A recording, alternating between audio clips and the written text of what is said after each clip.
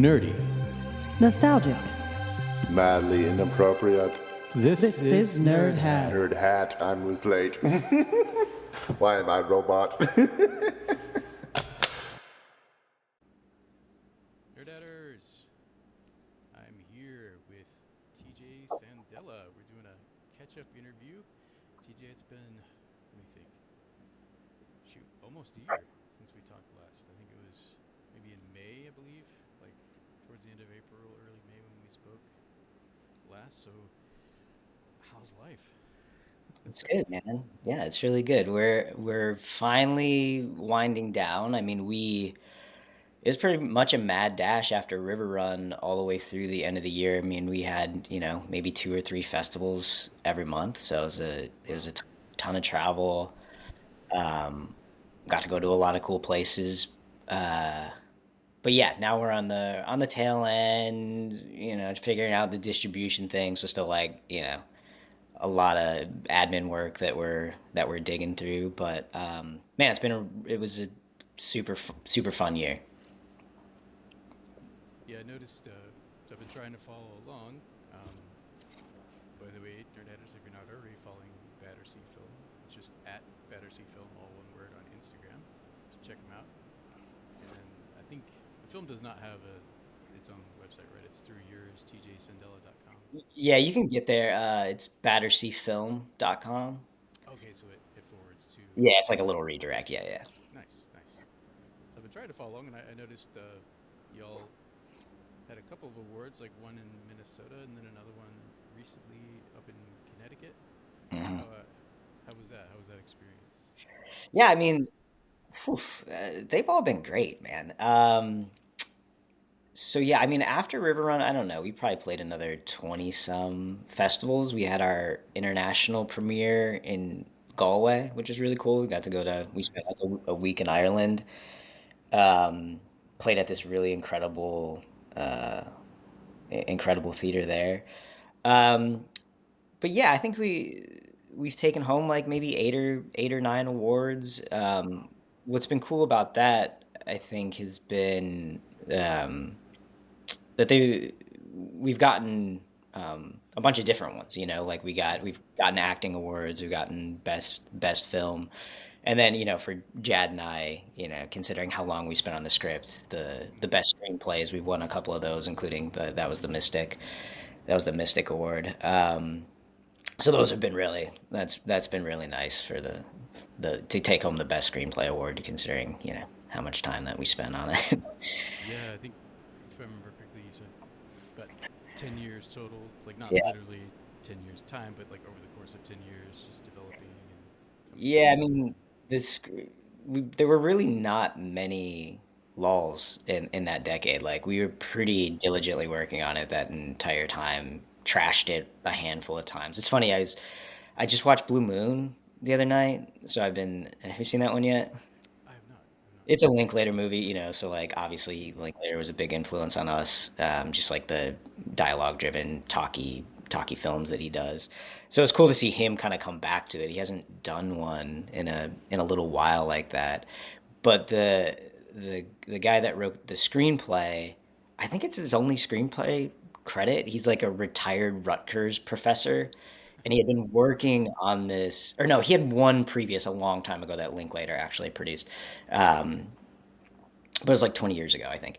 Uh, but yeah, his story was that like I've been working on this script for a decade, and I finally got it made. And they were doing all these like read throughs with Ethan Hawke and Richard Linklater at Hawke's house. But it just reminded me that like because I watched that movie and I was just like, my God, this screenplay is so good.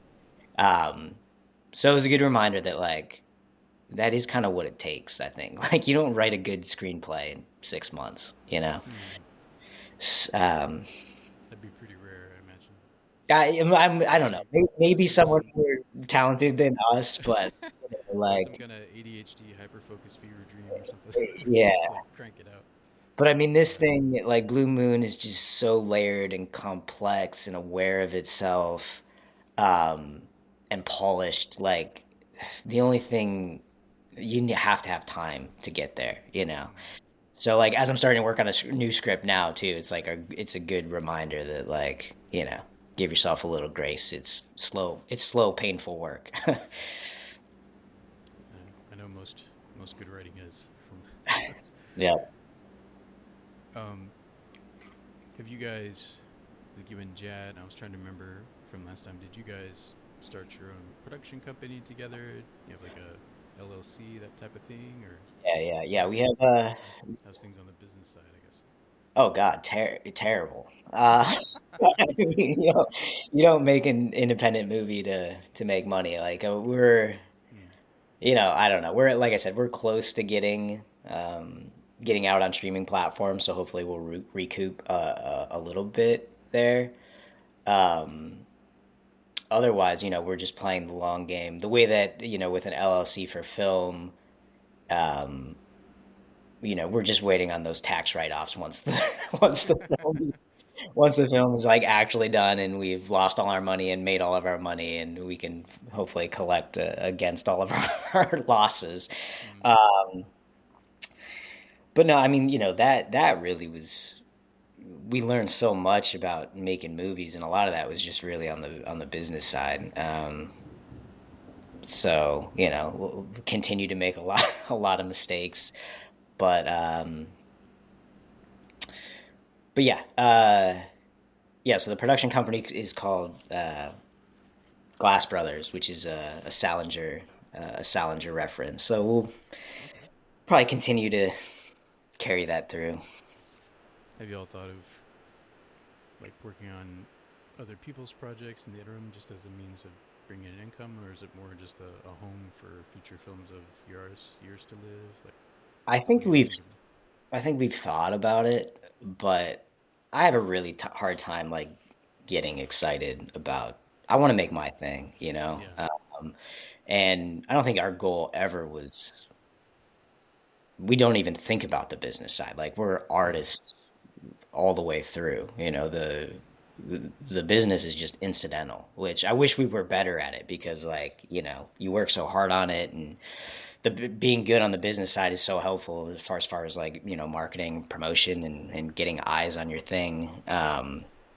But I think we've always just been the type that like if you hopefully if you make good art the eyes will come. um, so I mean the cool thing about the festival circuit has been just meeting a bunch of incredible people and like kindred spirits. Hmm. So we definitely have some like we've made some friends that like I think we'll work with in one capacity or another, whether it's on I've had people ask me to like write a script for them or Hmm. um, so I think we'll definitely partner with people down the line, even if it's just like, hey, we need some acting talent and we know X, Y, or Z from this festival who we really liked what they did, or we need some help on the cinematography side and now we have this DP connection. So yeah, we've made some really great connections and I think we'll definitely partner with some of those people. And that's really exciting to me because some of those folks that we've met are like I said, they are kindred spirits. They're Hmm. like us. They're artists first. All they care about is the work. Um, and it's exciting working with people like that. That is cool. That is one of the things I really enjoyed about the festival experience last year, of just having that communal experience of joining with other people. Many of them are probably also artists or filmmakers, I imagine. Like they're at the festival, just enjoying together the work of other people, just their passion projects, their art for art's sake projects. That yeah, it was really cool, and then obviously getting to meet some of you as well, and just really enjoyed that. Yeah. I Yeah. know. It's cool to find people that are excited about their work because the weird thing about making a movie is like we worked on it for 10 years. You briefly form this community for the production and post production. Hmm. And then everyone else, goes on and does whatever their next thing is, and then you're sitting with your project still. So for Jad and I Hmm. now, it's been like 13 years of focused on this one thing, and thank God we had all these other great people that came in and helped us with it. But they've all got to go on and do 15 other cool, new, and exciting things, and we're kind of pushing the boulder up the hill. So has it mostly been you and Jad traveling together to the Yeah, festivals? yeah, yeah, yeah. We pretty much between us, really by large, we both got to go to almost everything, and then there were two or three that we divided and conquered. So, yeah. Did you get to bring your spouses along to some of Oh the yeah, little yeah, mini yeah, vacations? yeah, yeah. They're Nice. if they weren't sick of watching it before, they're definitely Yeah. sick of watching it now. But truly every screening is a new experience, and we had a screening in Port Townsend at the Port Townsend Film Festival, which is everybody always asks me what my favorite festival was, and that's real high near the top of the list. Just like incredible community engagement. We had two screenings there. They were both sold out, like packed houses, really smart audiences. Um, So, yeah, every screening is a little different. You get different questions. The audience response is different. You get laughs at different places. So you learn a lot getting to watch it in different rooms. Nice. Well, one thing, in part because there was three of you on our last interview, I did not get a chance to ask you, I don't think, about your poetry. I Hmm. noticed on your website that that is something that you like to do and that you've gotten published a few times as well. It's pretty awesome. You got some things in the works with that, or? No. Yeah, I mean that's what my background is in. Like that's what I got my master's in, is in creative writing with a focus in poetry. Mhm. And the book that I had published in 2021, that was with Black Lawrence Press out of New York, great little indie press. But really, a lot of the subject matter in that book is in the movie. It's Yeah. stuff that I was circling and stewing on and trying to suss out. And even after having written the book, I hadn't really processed some of that, a lot of that stuff yet. Death of a parent, stuff with my family. So, film gave it kind of a second life to explore some of those things. I mean, truly, like there's a poem in that book that's basically the monologue from the film. Like some of it is pulled like word for word. So it was cool. It was cool to give it a second life, because like the only art that is maybe harder to socialize than indie film is poetry.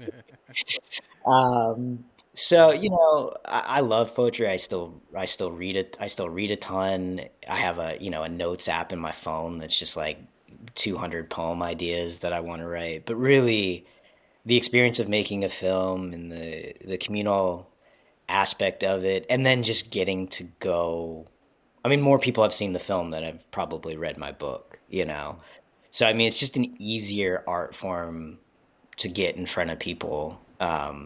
So really, a lot of the ideas that I have for poems, I'm really just turning into putting in the next screenplay instead of writing poems. And I mean, like the first film is mostly people talking, telling Mhm. stories, exploring metaphors. So I mean, it really is lyrical and poetic, and in its elevated realism, and um, that's what I intend to keep. That's what I intend to keep doing.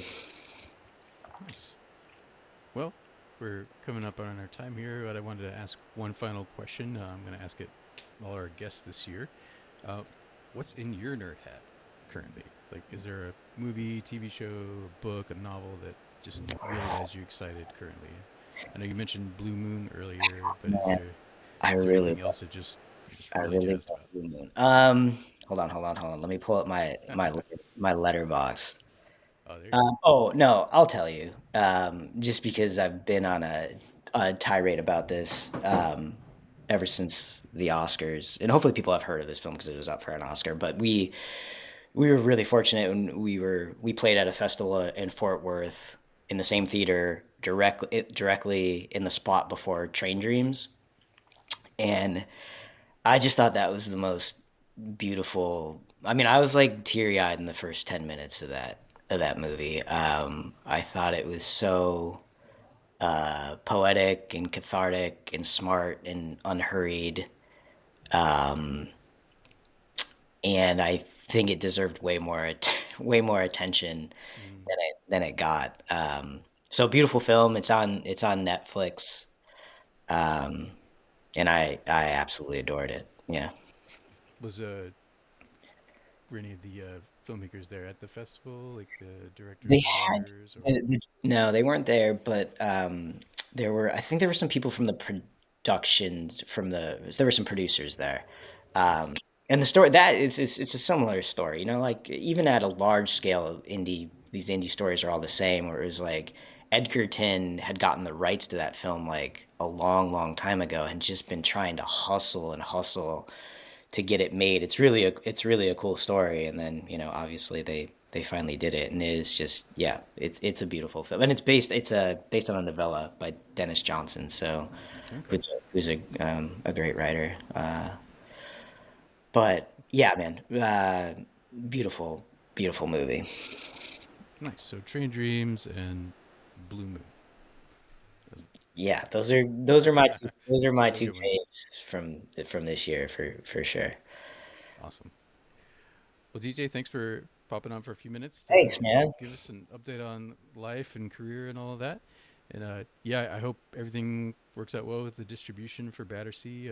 Definitely Thanks. deserves to be seen by I think more than just the festival circuit. You know, as amazing as the festival circuit is, I would love for even more people to get access to it. So I hope that all works out well for you guys. And Yeah. good luck on your future projects. Right.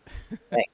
Yeah, I appreciate it. I appreciate you getting the word out, and um, yeah, everybody keep your eyes peeled. I think we'll be streaming here in the next, hopefully, month or two. So, Nice. I'll keep an eye out for it. All right.